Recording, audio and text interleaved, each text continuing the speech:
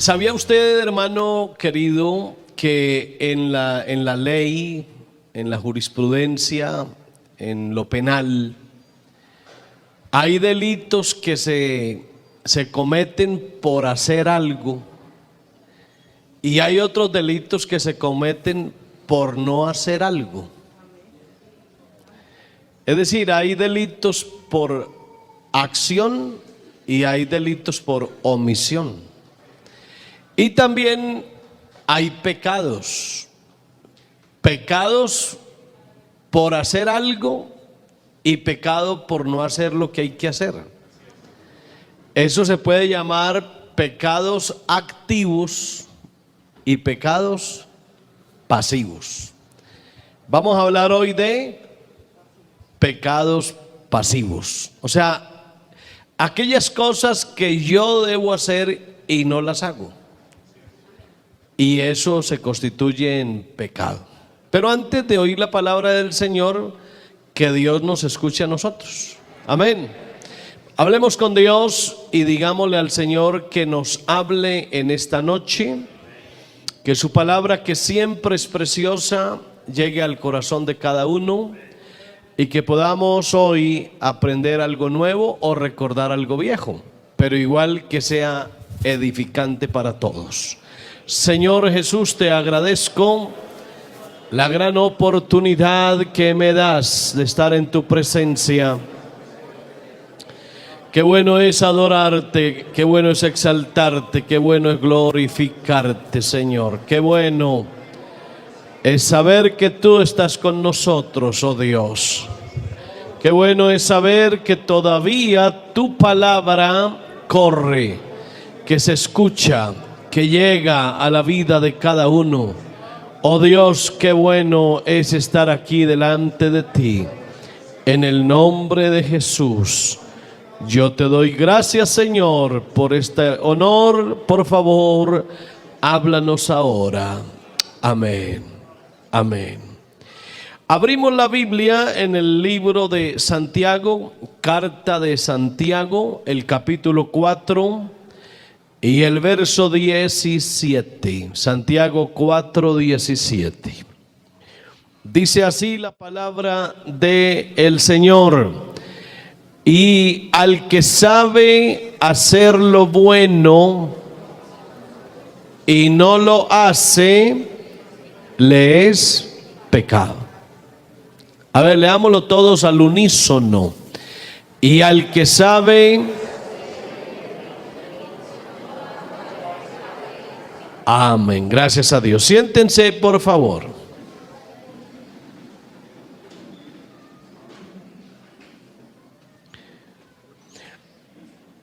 La enseñanza pues de esta noche se llama el pecado pasivo. Amén. Hay cosas que Dios hace y hay otras que las debemos hacer nosotros. Ejemplo, cuando el Señor iba a resucitar a Lázaro, los mandó a ellos a mover la piedra. En otras palabras, Él nos participa. Yo lo resucito, pero ustedes corran la piedra. Cuando se acabó el vino en las bodas de Caná, Él dijo: llenen las tinajas de agua. Ellos las llenaron y Él transformó el agua en vino. Al que había nacido ciego, Él escupió y con la tierra hizo lodo, le untó en los ojos, le echó en las cuencas de los ojos y luego le dijo: ve a lavarte. Y él fue y se lavó y regresó viendo. A un hombre una vez le dijo: tus pecados te son perdonados. Y luego de decirle eso también lo sanó: levántate, toma tu lecho y anda. Pero antes de que el Señor hiciera eso, ¿qué hicieron ellos? Abrieron un roto en el techo y por ahí bajaron al paralítico. Así que ellos lo traen y Él lo sana y lo salva. David, cuando David se fue a enfrentar a Goliat, David sabía que Dios le iba a dar la victoria. Pero con todo y eso, a David le tocó ir al arroyo, traer las piedras y tirar la piedra. Así que, hermanos, el asunto es así. Dios hace algo y yo hago otra cosa. No se puede dejar que Dios lo haga todo. Entonces existe pues una diferencia entre lo que es el pecado activo y lo que es el pecado pasivo. A veces nosotros reconocemos fácilmente el pecado activo, pero no nos percatamos del pecado pasivo. Y la Biblia no solo considera pecado los actos inicuos del hombre, pues también el hombre omite cosas que a la larga se pueden convertir en pecado. A veces los hombres nos quedamos totalmente quietos. Cuando digo hombres me refiero a los cristianos, a los creyentes.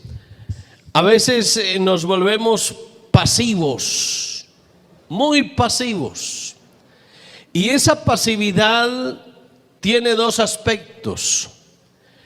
A veces se pierde el dominio propio, el cristiano pierde su dominio propio, y eso significa que ya no puede controlar su ser total o parcialmente. Y en otras ocasiones pierde la libertad, y eso denota imposibilidad también de tomar decisiones. Decisiones que deben coincidir con la voluntad de Dios. Entonces muchos creyentes aceptan la voluntad de Dios, creen que su propia voluntad debe anularse y que deben llegar a ser como autómatas. Y ahí está el verdadero problema. Ahí está el problema cuando yo creo que Dios lo hace todo y yo me cruzo de brazos. Es decir, ese tipo de creyente que dice Dios me lleve y Dios me traiga. Y lo que Dios haga está bien porque yo no voy a mover un solo dedo. Eso es lo que hay que analizar, hasta dónde Dios lo hace todo y hasta dónde a mí me toca hacer mi parte. Algunos se imaginan que ser sumiso a Dios es dejar de usar la voluntad propia y dejar de usar lo que uno es. Y eso no puede ser así. Nosotros seguimos siendo personas, seguimos teniendo voluntad, seguimos teniendo libre albedrío.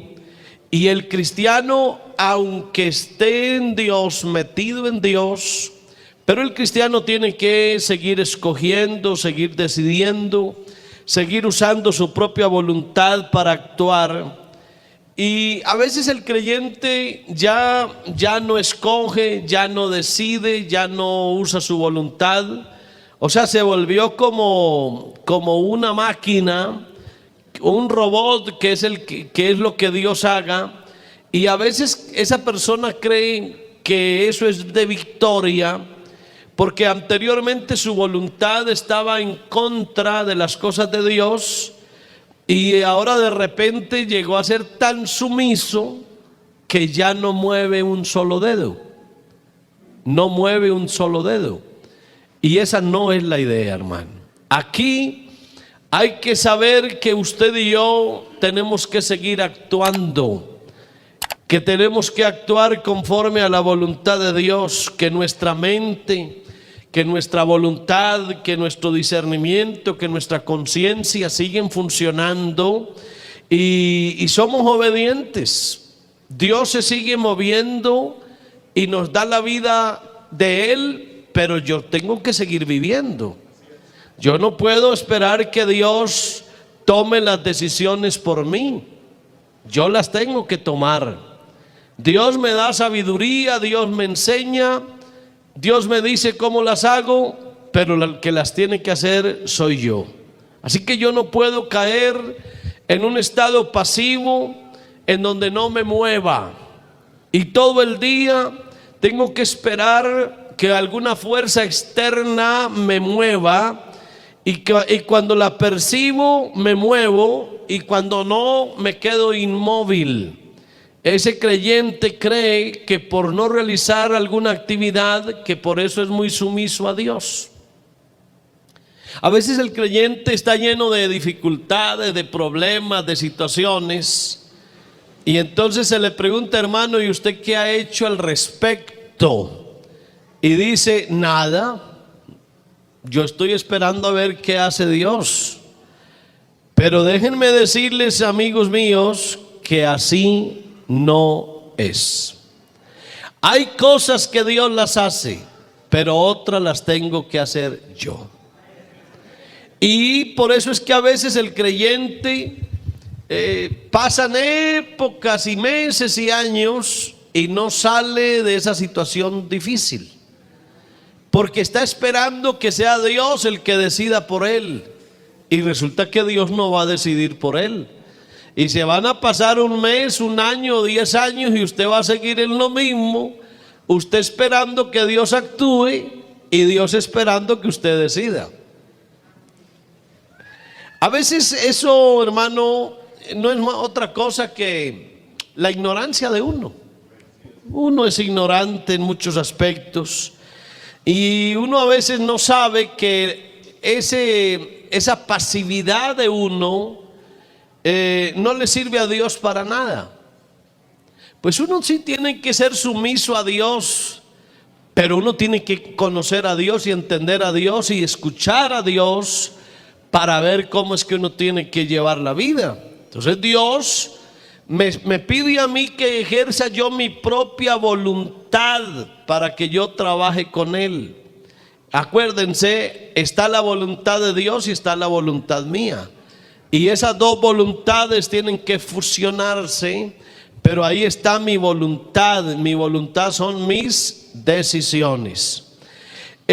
Hay un texto por allá que dice: el que quiera hacer la voluntad de Dios conocerá. Es decir, le pone uno acción a la voluntad de Dios. Y luego dice: pedid lo que queráis y os será hecho. Quiere decir, hermano, que aunque Dios sabe lo que uno necesita, pero uno también tiene que pedirlo. Ejemplo, el Espíritu Santo. Pues Dios nos da el Espíritu Santo, pero igual hay que hacer la parte de nosotros, y es pedirlo. Pedirlo. Uno no pierde su libre albedrío. Uno sigue teniendo sus propias decisiones y Dios se las respeta.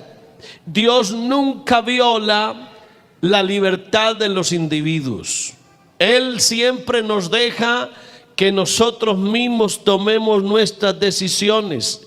Ahora, Dios sí quiere que nosotros nos sujetemos a Él, pero Él no va en ninguna manera a anular nuestra personalidad. Yo sigo siendo como soy.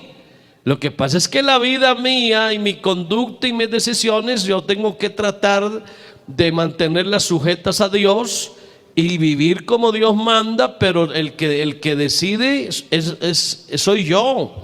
Entonces Dios no quiere que el hombre lo siga a Él como si fuera una máquina. Usted no es una máquina. Y Él, escuche esto, hermano, Dios nunca tomará decisiones por usted. Nunca.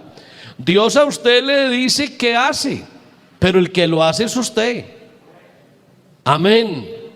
Ejemplo, Dios a usted no le dice cásese o no se case. Es más, Dios no se casa por usted, pero Él sí le dice a usted si se va a casar, cómo lo debe hacer, y si no se va a casar, cómo lo debe hacer. El que tiene que decidir es usted. Amén. Entonces Él no se complace en forzar al hombre ni siquiera a que le sea fiel a Él. Él abre las puertas, da promesas, habla de lo importante que es serle fiel a Él, pero Él no obliga a nadie a serle fiel a Él. Al contrario, Él un día le dijo a los que lo oían, le dijo: ¿queréis acaso iros vosotros también? Entonces Dios a nadie obliga a ser fiel. Le habla de lo importante que es ser fiel, pero Dios no obliga a nadie. Dios no obliga a nadie a ir al cielo. A nadie. Es más, tanto Dios como Satanás requieren la aprobación de la voluntad del hombre para poder actuar en él.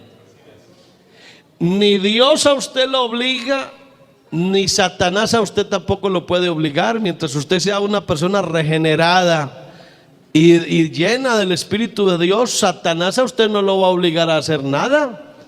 Eso es porque usted quiere hacerlo y porque usted le abre el corazón a Satanás y entra y lo destruye. Pero Satanás no puede afectarlo a usted a menos que usted se lo permita. Cuando uno ve la destrucción de un cristiano y uno ve que es el diablo el que lo tiene de esa forma, es el cristiano el que abrió la puerta, el que dejó que el diablo entrara y le dañara la vida. Amén. Que el diablo le dañara el hogar, por ejemplo. Ahora, Dios tampoco le cierra la puerta al diablo. El que la tiene que cerrar es usted. El que tiene que estar atento es usted.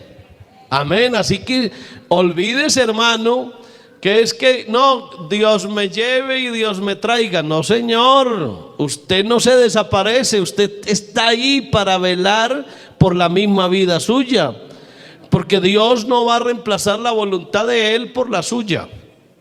No, va a ser la voluntad de Él y la suya. Y el hombre debe ser responsable de lo que haga. Acuérdese de eso.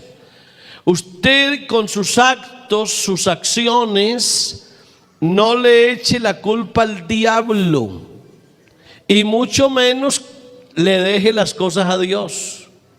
Hay que responder por lo que uno hace. Dios desea que el hombre sea independiente, que sea libre, que sea dueño de sí mismo, y eso de una manera consciente. Por eso uno de los aspectos del fruto del Espíritu es el dominio propio.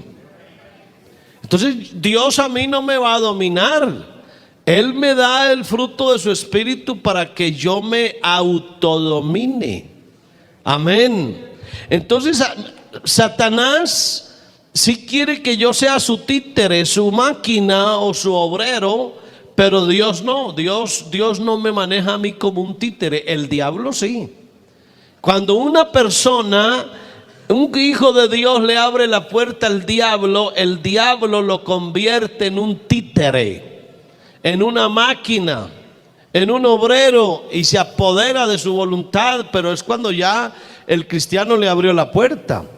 Pero Dios no, hermano. Dios pone el Espíritu de Él en nuestro espíritu y nos dice y nos marca el camino. Amén. Entonces la personalidad no se pierde para nada. El Espíritu Santo nunca se apodera de ninguna parte del cuerpo del hombre, ni lo usa tampoco para su propósito. Por ejemplo, cuando uno mira el caso del apóstol Pablo, la Biblia cuenta que cuando Pablo recibió la visión del cielo, él no perdió el control. Él podía controlarse, él podía seguir hablando de su propia cuenta. Cuando Pedro vio la visión, su mente también estaba despejada y podía controlarse. Cuando Juan vio la visión, tuvo dominio propio y por eso pudo escribir el libro de Apocalipsis.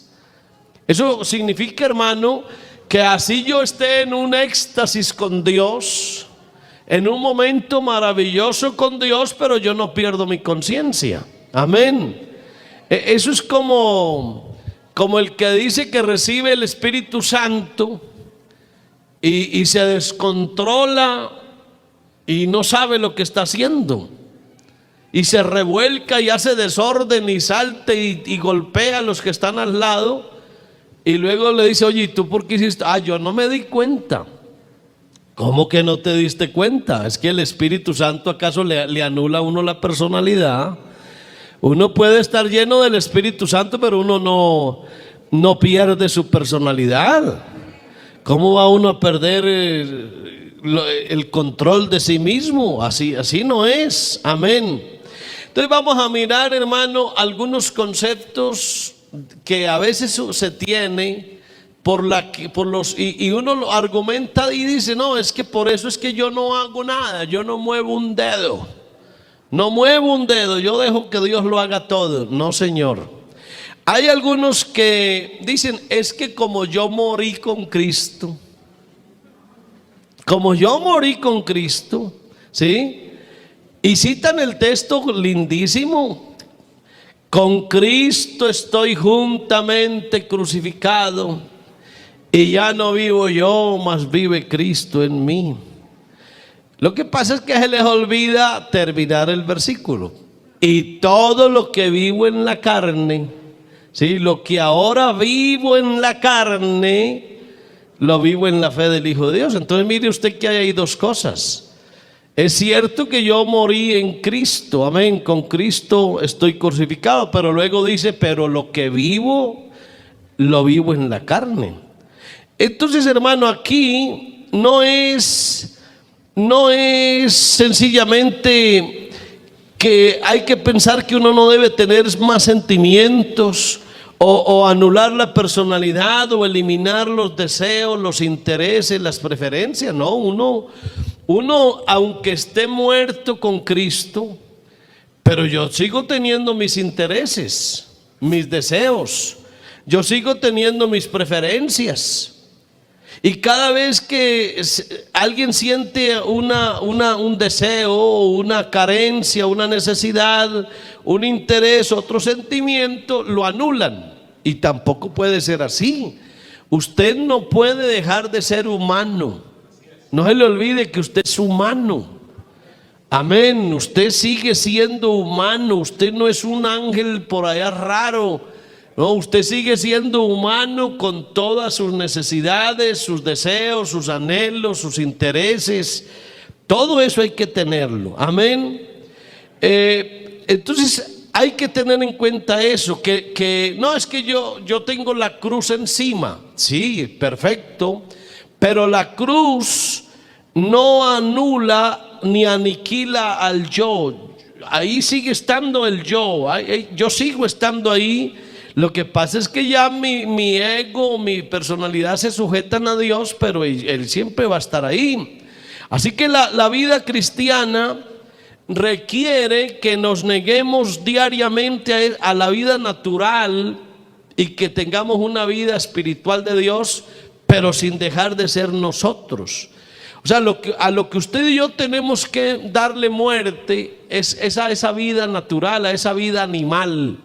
Amén, a esa vida donde nos rigen nuestros sentimientos. A mí no me pueden regir mis sentimientos, pero que los tengo, los tengo. A mí no me rigen mis deseos, pero que los tengo, los tengo.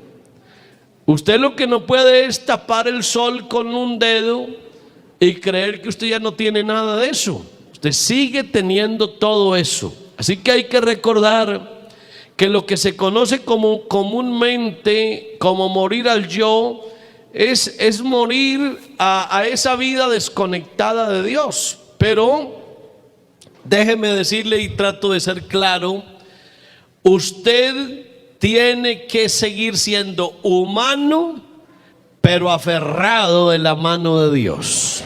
Amén. Usted es humano y aferrado de la mano de Dios. Hay otro texto en Filipenses 2:13, que dice: porque es Dios el que en vosotros hace el querer como el hacer por su buena voluntad. Él es el que produce. Oiga este texto, y ese es el que algunos usan para decir, no, es que yo no hago mi voluntad, yo ya no tengo voluntad porque Dios es el que me la produce. Y el creyente puede pensar que solo Dios debe tener el deseo y solo Él debe llevarlo a cabo, y que Él pone en uno el querer y el hacer, es decir, que Dios hace por uno todo, tanto el querer como el hacer. O sea, si Dios lo hace, bien, y si no, yo no lo hago. ¿Cómo así, hermano? No, señor. Él produce en nosotros el querer como el hacer. Entonces no crea que Dios se va a encargar de todo. Uno mismo debe desear, uno mismo debe hacer, porque el querer y el hacer siguen siendo asunto del creyente. Aunque Dios sí opera en nosotros, pero Él no nos reemplaza. Amén. Él no nos reemplaza. Tanto el querer como el hacer es responsabilidad del hombre. Y Dios solamente, ¿qué es lo que hace Dios? Que nos inclinemos a su voluntad. Que todo lo que nosotros vayamos a hacer le preguntemos a Él cómo se hace, por qué se hace, y Él nos guía. Pero no es Él el que lo hace, soy yo el que lo hago. Y entonces, hermano, uno está inclinado a la voluntad de Dios, pero eso no significa que Dios tome nuestro lugar, sino que nosotros debemos querer como resultado de la acción de Dios en nosotros. Entonces Dios a usted no le quita la voluntad. Amén. Lo que usted y yo debiéramos decir es: yo tengo mi propia voluntad, pero mi voluntad desea hacer la voluntad de Dios. Vamos a poner algunos ejemplitos bien sencillos, hermano. Hay muchas cosas que uno quiere que Dios las haga, y Dios espera que el que las haga soy yo. Vamos a poner ejemplos. Yo necesito un buen empleo. Un buen empleo. Oiga esto. Necesito que Dios me dé un buen empleo, que gane muy buen dinero para sostener bien mi casa, para tener todo organizado, mi casita propia, mis hijos en la universidad. Pero resulta que usted no se prepara, usted no estudia, no se capacita, no se mete a progresar en la vida. En la empresa le dan oportunidad de estudiar y no lo hace. Pierde su juventud, pierde la adolescencia, y luego está esperando que Dios le dé un trabajo de una alta gerencia. Ni modo, ni modo. Este otro caso, Dios quiere que tengamos una buena salud. ¿Sí o no? Una buena salud. ¿O usted cree que Dios quiere vernos a todos enfermos? Pero resulta que usted no sabe comer y se alimenta supremamente mal. La comida suya es grasas, harinas y dulce por montones. Pero que usted es consagrado a Dios, usted es una maravilla. Usted es súper consagrado a Dios, pero mantiene enfermo. Y usted puede pelarse las rodillas para mantenerse sano y Dios no lo sana. Porque el que tiene que cuidarse es usted. Así es de sencillo. Dios nos enseña, y si usted no obedece, usted paga las consecuencias. Entonces mire que hay cosas que Dios las hace y las otras las hago yo. A ver, hablemos un poquito de vida matrimonial. Vida matrimonial. ¿Quiere usted nunca llegar al divorcio? Claro, eso es lo que Dios quiere. Dios aborrece el divorcio. Y Dios no quiere que nuestros matrimonios se acaben. Pero el que tiene que ser buen marido es usted, no Dios. La que tiene que ser buena mujer es usted, no Dios.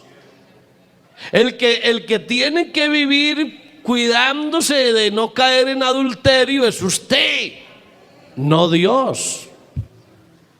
Entonces, el cristiano se descuida, cae en adulterio, se le destruye el hogar, viene el divorcio, y aquí uno arrodillado, Señor, ¿qué Señor qué? ¿Qué le digo yo al Señor? Imagínense el cristiano en adulterio, dañando su hogar, destruyendo la vida, destruyendo su familia y clamándole a Dios aquí. Eso no hay, ahí no hay nada que clamar.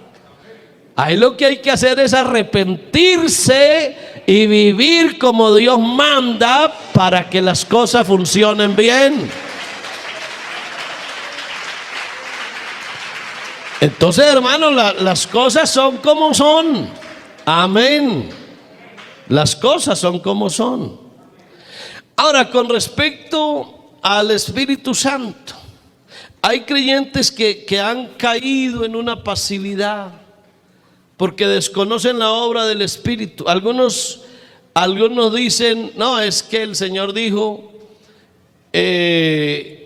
quedaos en Jerusalén hasta que seáis investidos de poder desde lo alto. Y sí, y se quedan así, mirando para el cielo, mirando para el cielo. Porque el Señor le dijo, quédense en Jerusalén, esperen la promesa del Padre. Pero eso se lo dijo fue a esa iglesia primitiva allá. Pero ahora usted tiene que meterse con Dios.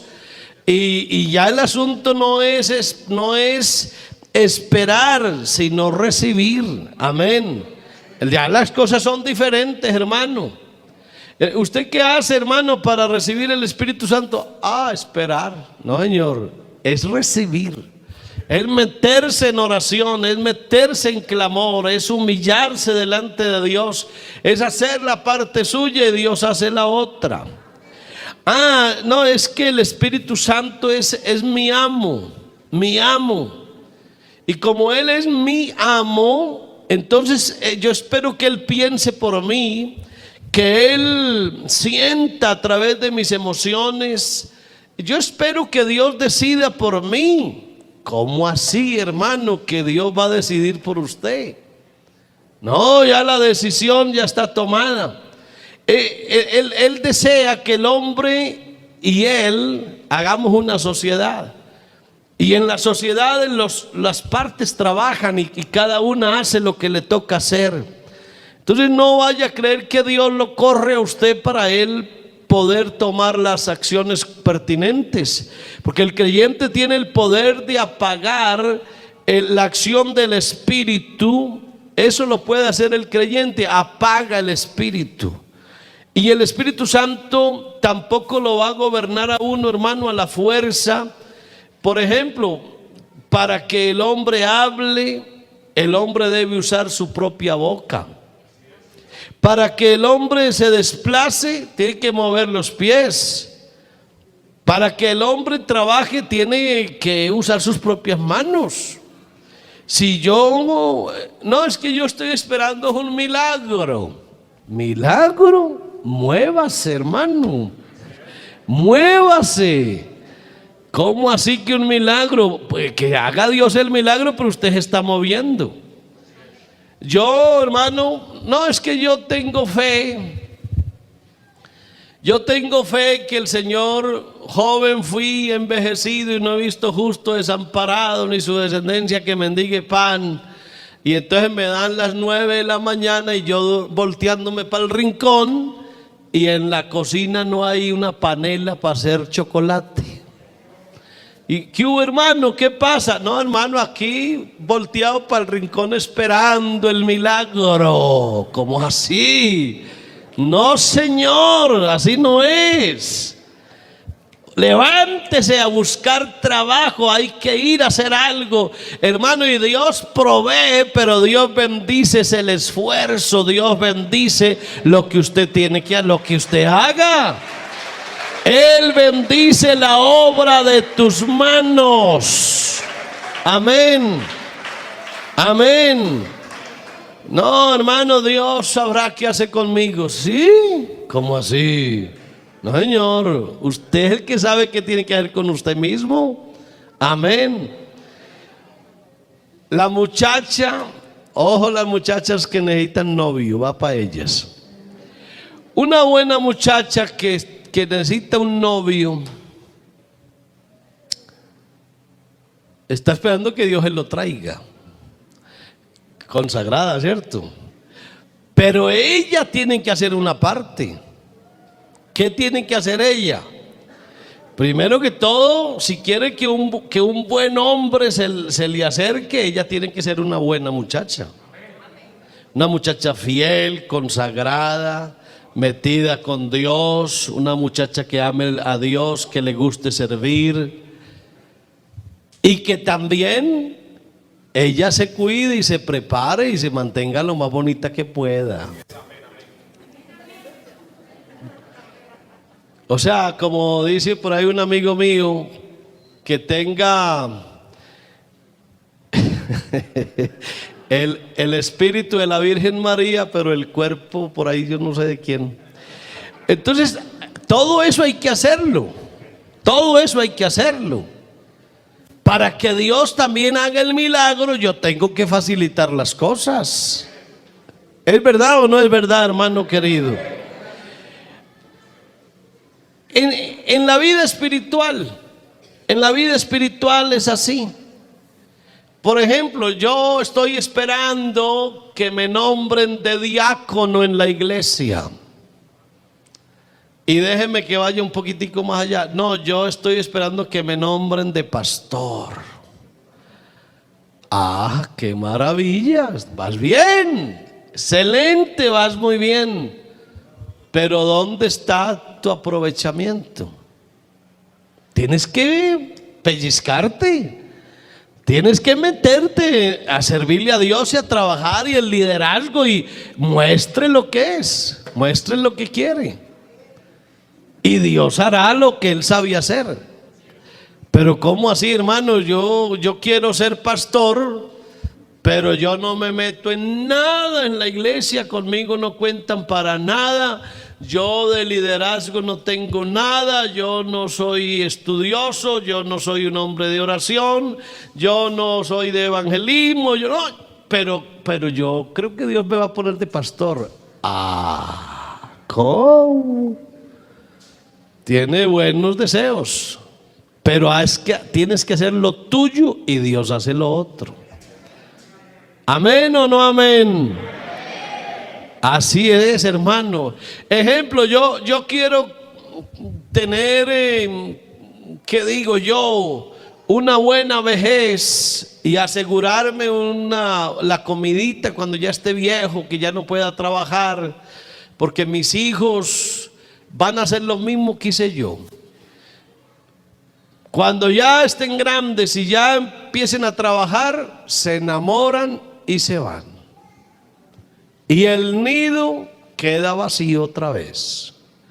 Y quedamos mi esposa y yo, los dos solos. Y cuando estemos así, yo quiero tener la comidita asegurada, una casita. No quiero pues ser rico, pero al menos tener la comidita asegurada. Y yo sé que Dios lo va a hacer todo. ¿Todo? No, señor. Eso no lo va a hacer todo Dios. Usted tiene que hacer lo suyo. Ahora que usted está trabajando, que está produciendo, que está ganando algún dinero, asegure eso. Dios le está dando desde ya para que cuando llegue la vejez usted tenga sus ahorritos.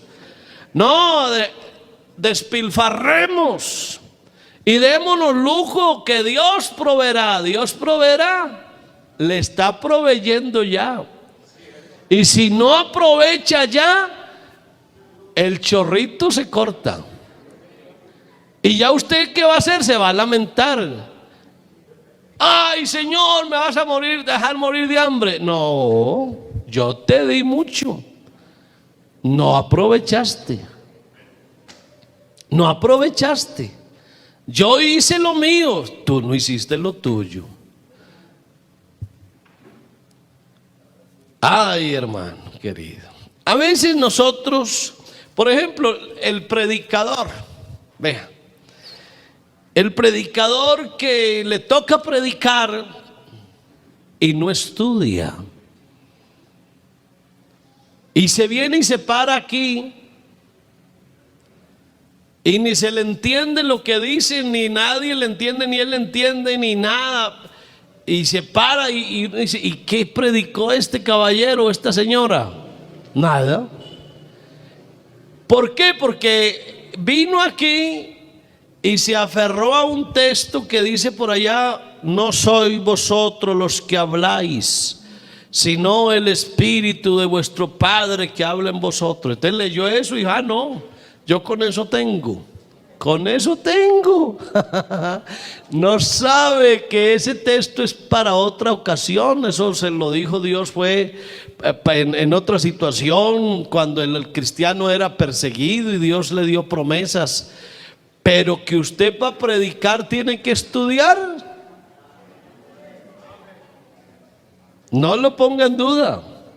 No lo ponga en duda. Esto, hermano, no es... No, yo me paro allá y la Biblia dice: abre tu boca que yo la llenaré. Crea eso, créalo. No, es que el Espíritu Santo me recordará todas las cosas, pero es que el Espíritu Santo le recuerda a uno es lo que uno estudió, lo que uno leyó, en lo que uno se capacitó. Y uno viene aquí, y Dios lo respalda, pero si usted hizo lo suyo. Ay, querido hermano mío, hay que prestarle atención a eso. Hay otros que hoy leen ese texto de Isaías 30:21, que es muy bonito. Oiréis a tus espaldas una voz que te diga: amén, este es el camino, andad por él y no echéis ni a la mano derecha ni a la mano izquierda. Y hay algunos que se fijan tanto en ese texto que ya están esperando que Dios a toda hora les hable así: hijo mío, escúchame. No, Dios no habla así. Y por eso hay algunos cristianos que se vuelven como sobrenaturales. Y Dios me habló, y Dios me dijo, y yo escuché la voz de Dios claramente. ¿Y qué va, hermano? Ese texto no es para eso. Ese texto es un asunto con Israel. Y cuando uno oye la voz de Dios, la oye a través de la palabra, a través de la enseñanza, a través de la revelación, de la intuición. Pero eso de que Dios le hable a uno con voz audible, eso no es así. Y por eso es que a veces resultan unos cristianos raros, rarísimos, que ya no tienen cabida con nosotros, ya menosprecian a todo mundo. Es que Dios a mí sí me habla, Dios a mí sí me habla. Y mentiras, hermano, ¿cuál que le habla a Dios? A veces es hasta el diablo el que le mete mentiras y esa persona está creyendo que es Dios el que le habló. No le pongamos atención a eso, hermano querido. En el amor, hay un texto en Romanos 5:5, que dice: el amor de Dios ha sido derramado en nuestros corazones mediante el Espíritu, amén, que nos fue dado. Entonces hay algunos que dicen: no, yo no amo a nadie. El amor que yo tengo es el amor de Dios. No, señor. No, señor. El amor de Dios está en nosotros, pero yo tengo que tener mi sentimiento. Por ejemplo, eso de amar a los hijos. de amar a padre y a madre, de amar al cónyuge. Estos son casos extremos. Escúchenlo, y le va a parecer raro, pero así es. Hay cristianos tan fieles a Dios y tan consagrados a Dios que no aman a nadie. No aman a nadie. Porque para ellos solo existe el amor de Dios. Y claro, y su esposa se queja porque ese hombre no la ama. Y sus hijos se quejan porque todo lo de él es evangelio, evangelio, evangelio, evangelio. Y no tienen un papá cariñoso, afectuoso. Hay quienes no aman a sus padres y son fieles a Dios. No, el amor es el de Dios, pero usted también tiene que amar. Usted no puede dejar de ser humano. Usted no puede dejar de tener ese amor conyugal. Voy a decir algo, hermano, y no quiero pues como entrar a meterme en la vida privada de la gente. Pero a mí no me parece correcto que yo a mi esposa le diga la hermana Marina. Hermana. Pues sí, ella es hermana mía, pero es que ella es mi esposa. Yo a ella le puedo decir amor. Ella es mi amor. Pero ¿no han notado ustedes que hay hermanos en la iglesia que hasta la esposa le dicen hermana? O sea, es como como una cosa reverencial. Y uno dirá, no, ya me meto en un problema así. Ya los casados me entienden, ¿no? ¿Cómo será de horrible esa relación? Pues que ustedes son esposos y tienen es que amarse como esposos. No, yo a mi esposo no soy capaz de decirle mi amor, yo le digo hermano. ¿Hermano? Pues le ocurre. No, sí es hermano, pero ya no es. Es otra cosa muy distinta. Porque uno no puede dejar eso. Amén. Uno no puede dejar de ser humano. Ahora, con respecto a la humildad, escuche esto otro. Hay un texto en 2 Corintios 10:12. Vamos a mirar ese texto. Porque hay gente tan fiel a Dios y tan temerosa a Dios que ya ellos ni siquiera existen para sí mismos. Mire, Pablo dijo, porque no nos atrevemos a contarnos ni a compararnos con algunos que se alaban a sí mismos. Pero ellos, midiéndose a sí mismos por sí mismos y comparándose consigo mismos, no son juiciosos. Pero aquí la palabra es, no nos atrevemos a contarnos.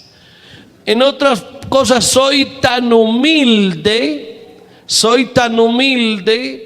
que ya yo me desaparezco o me menosprecio. No, yo no soy nada, yo no valgo nada, yo no sirvo para nada. Yo me subestimo, yo soy incapaz, yo soy inútil, yo no tengo capacidad de nada. Triste, ¿cómo así? ¿Cómo así? A ver, voy a hablarle a las mujeres. Escúchenme pues, mujeres. Y enseguida también le hablo a los hombres. Hay mujeres cristianas que porque son tan fieles a Dios se dejan volver feas. Suspiren hondo, hondo suspiren. Y creen que volverse feas, eso es santidad. ¿No se les ocurre? No, es que como yo soy santa, yo no puedo ser bonita. ¿Cómo que no? ¿Cómo que no?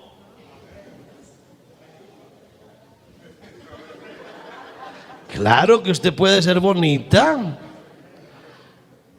Es que una cosa es la febura, la dejadez, y otra cosa es la santidad. Y voy a darles más duro, pues, si me permiten, perdónenme, muchachas.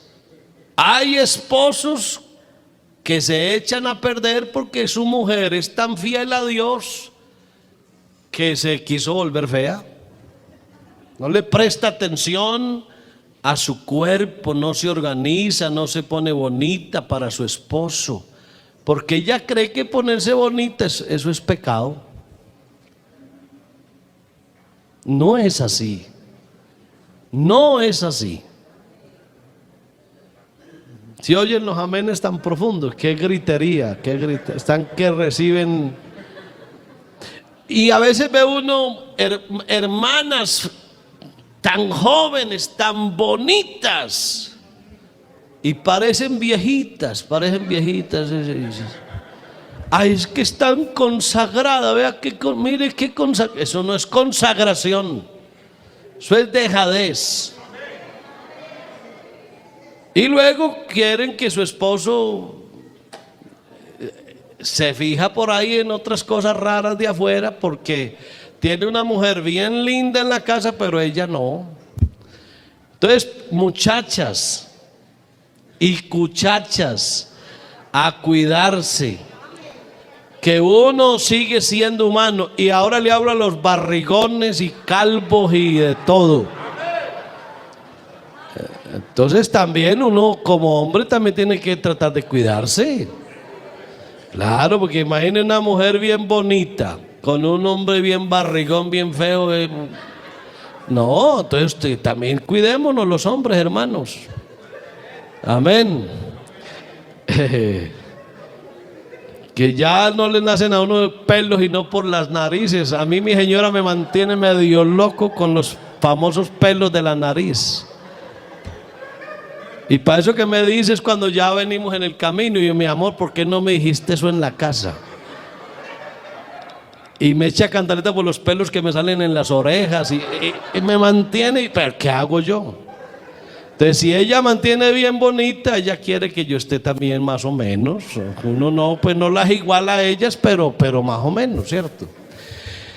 Entonces, hermano, seamos humildes, pero no dejados, no abandonados, no desasiados. Si alguien debiera mantener bien puesto, bien elegante, debiéramos ser los hijos de Dios. Amén. Cuídese, quiérase, no se desaparezca.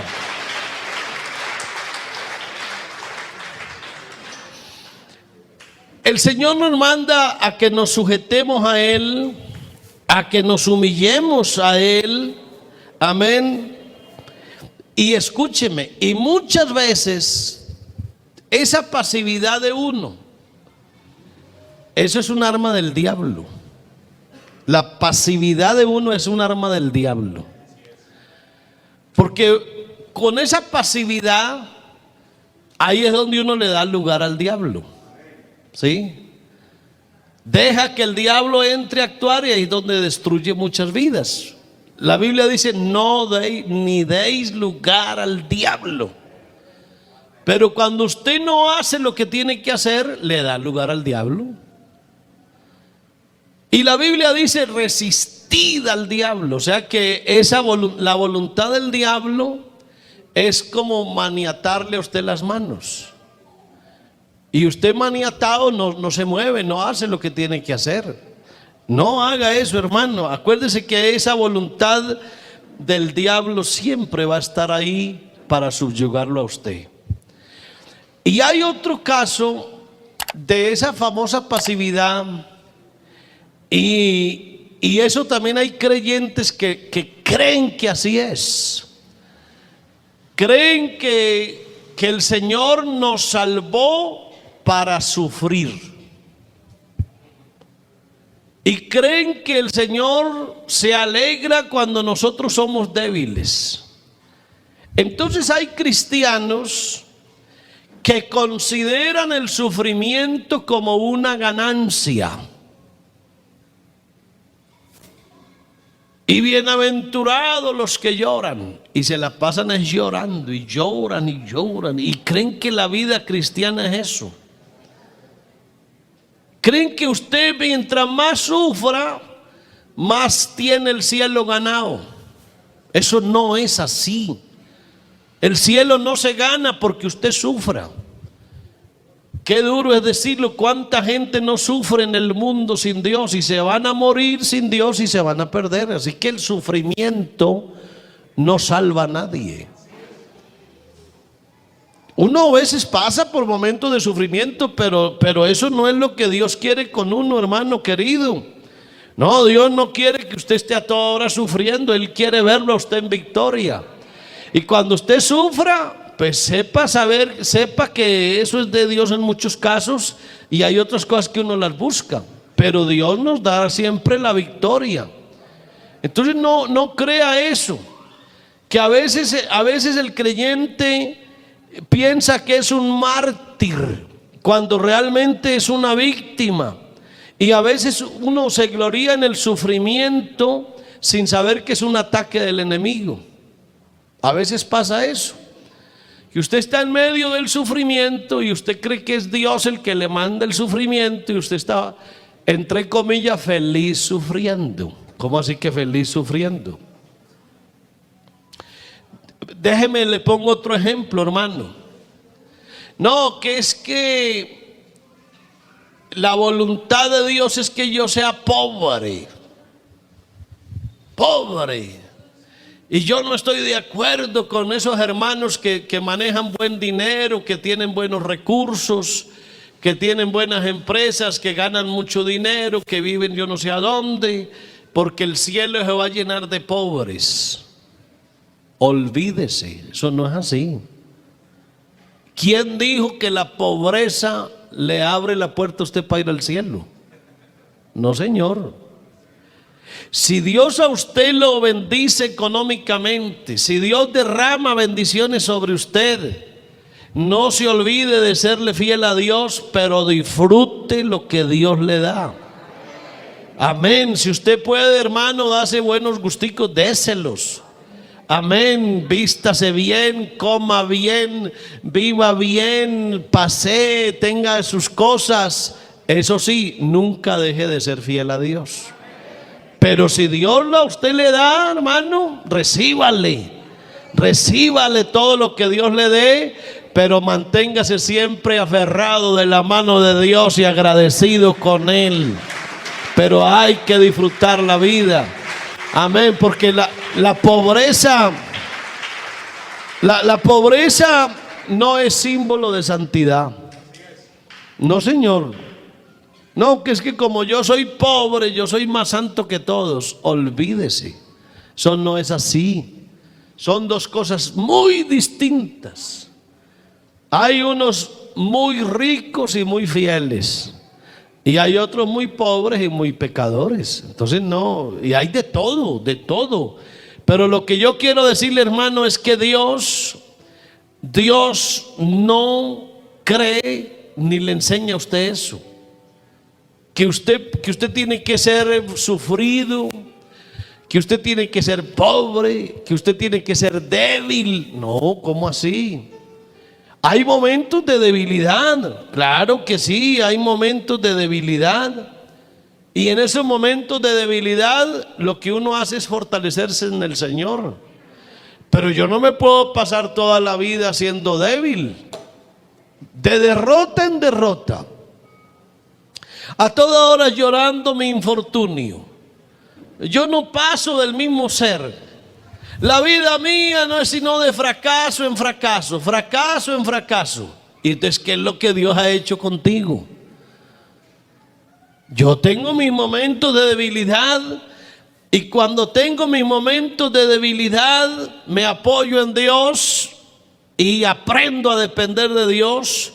Y ahora mi debilidad se convierte en fortaleza. Pero no quiere decir que yo me pase toda la vida en debilidad. Amén. En otras palabras, hermanos queridos, no nos vamos a los extremos. No nos vamos a los extremos. Aquí está claro que Dios hace unas cosas y yo hago otras. Que Dios no me usurpa mi lugar. Dios no me desplaza a mí. Yo sigo estando ahí y Él es mi maestro, Él es mi mentor, Él es mi guía. Él me dice cómo hago todas las cosas. Y eso así funciona. ¿Sabe, hermano? Dios es como cuando uno tiene los niños estudiando. ¿Qué tal que el niño venga a la casa? Mami, tengo que hacer esta tarea. Papi, necesito esta tarea. Pues uno como papá o como mamá se sienta con el niño, pero no le hace la tarea. Si usted se la hace, usted es un irresponsable. Y claro, el niño viene el otro día con una nota altísima. ¿Qué mamá para saber? No, es que no sea irresponsable. No le haga la tarea al niño. Enséñele, dígale cómo la hace, pero él es el que la tiene que hacer. Porque el que tiene que aprender es él. Ya usted aprendió. ¿Y de para qué su niño va a traer una nota altísima cuando el que la hizo fue usted? Eso es malcriar un hijo. Y Dios no nos malcría. Dios no nos malcría. Dios nos dice cómo hacemos nosotros las cosas. Y nosotros obedecemos y nos va bien. Pero Dios no se mete a la fuerza en la vida nuestra, sino que Él nos guía para que todo se haga de una manera especial. Yo pienso, hermano, que cuando uno se exagera, hay un texto por ahí que dice: no seas demasiado justo.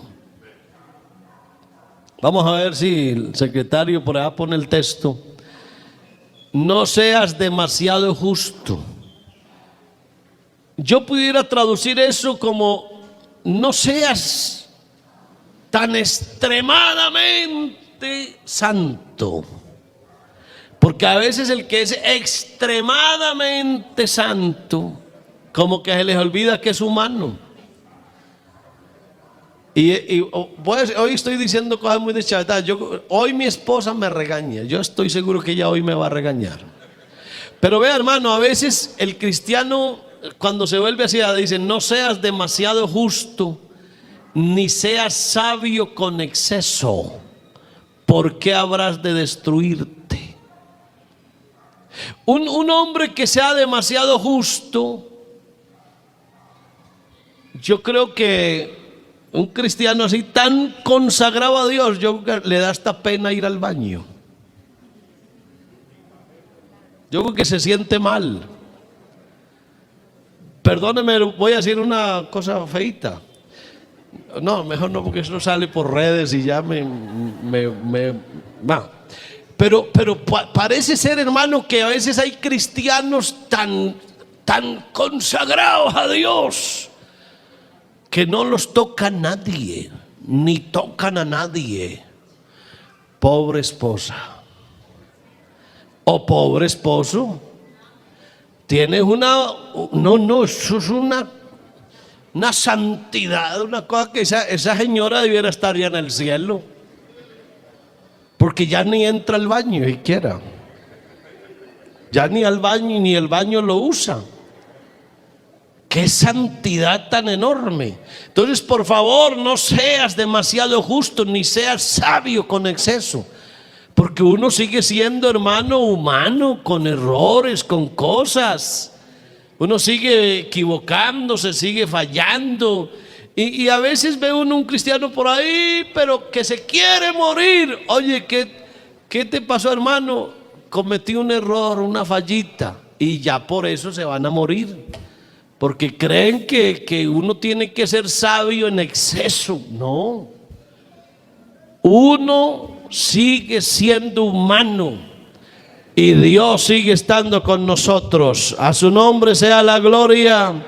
Amén. Entonces dejemos, hermano, amén, que Dios obre y tú pilas. Amén. Pongámonos las pilas, hermano querido. Pónganse de pie y digámosle: Señor, ¿qué haces tú y qué hago yo? Amén.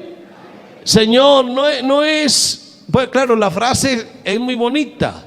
Dios me lleve, Dios me traiga. Dios me lleve, Dios me traiga. Pero en el fondo no es Dios me lleve y Dios me traiga. Es yo voy con Dios y vengo con Dios, pero yo estoy ahí metido. Amén.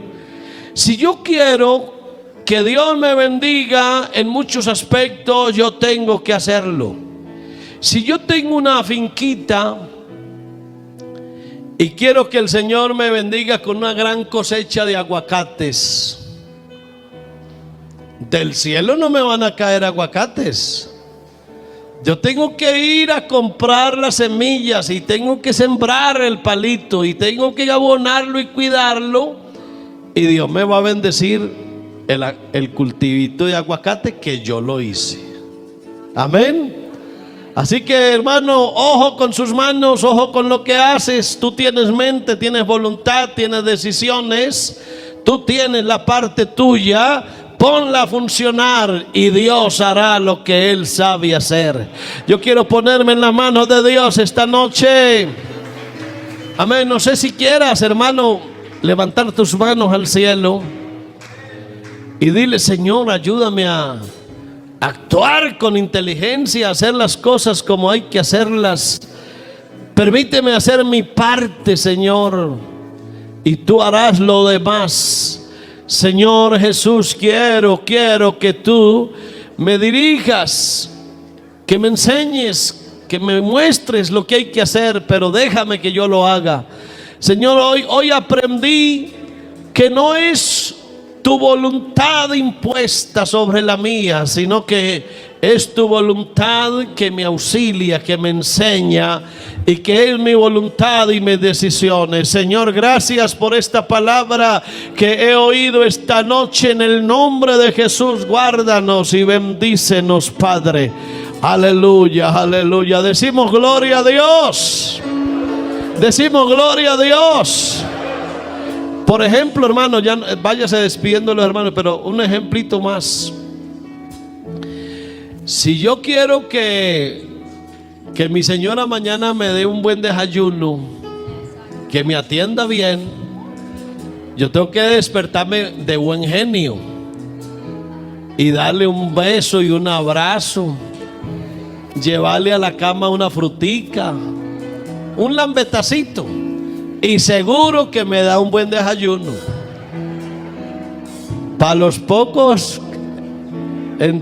para el buen entendedor, pocas palabras bastan. Dios le bendiga, paz de Cristo para todos.